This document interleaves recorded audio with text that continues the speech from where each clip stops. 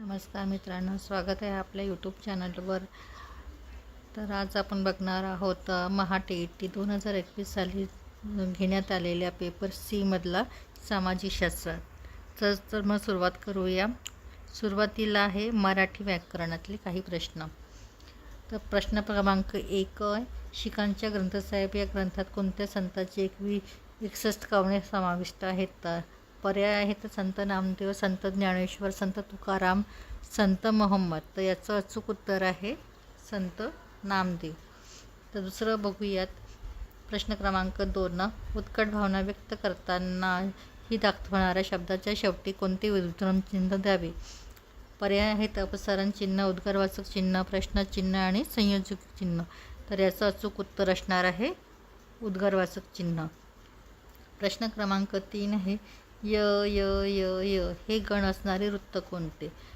पर्याय आहेत इंद्रवज्जा, भुजंग प्रयात, वसंत तिलिका आणि मालिनी.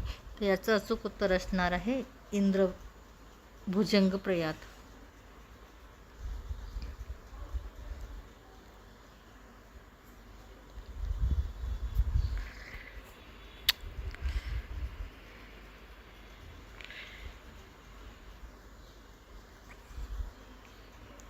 प्रश्न क्रमांक 4 आहे उपमेयाला उपमेयाची उपमा दिली जाते तेव्हा कोणता अलंकार होतो? पर्याय आहेत दृष्टांत, अतिशयोक्ती, अनुप्रास, अनन्वय. तर याचं अचूक उत्तर असणार आहे अनन्वय. प्रश्न क्रमांक 5, विस्मय हा कोणत्या रसाचा स्थायी भाव आहे? अद्भुत, शृंगार, भयानक, शांत. तर विस्मय या शब्दाचा रस कोणता आहे? तर स्थायी भाव कोणता आहे? तर अद्भुत.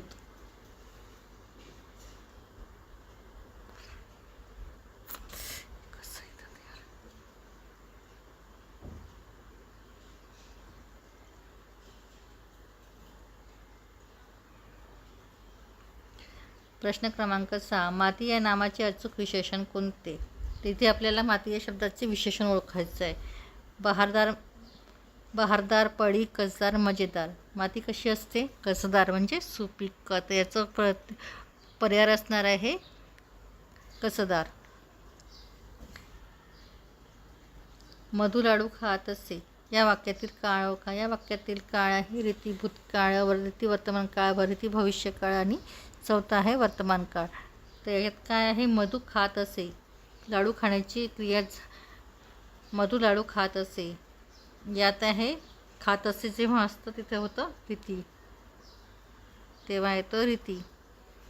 आणि खात असे असेची क्रिया कधी भूतकाळात म्हणून याच्यातील पर्याय आहे रीती भूतकाळ.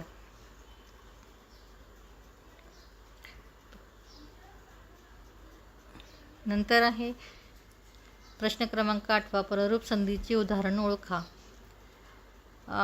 पर्याय आहेत नमुजे, नुमजे, नदीत, खिडकीत आणि नाहीसा. पररूप संधीचं उदाहरण आहे न उमजे.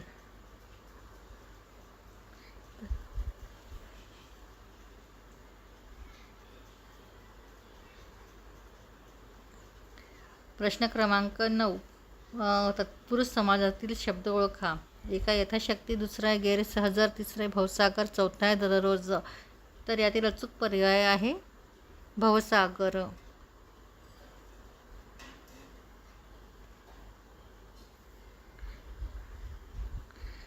प्रश्न क्रमांक 10, अनुराग या शब्दाचा समानार्थी या शब्द कोणता? तर पर्याय आहेत प्रेम, क्रोध, संताप आणि राग. अनुरागाचा अर्थ होतो प्रेम, तर म्हणून याचा अर्थ आहे प्रेम.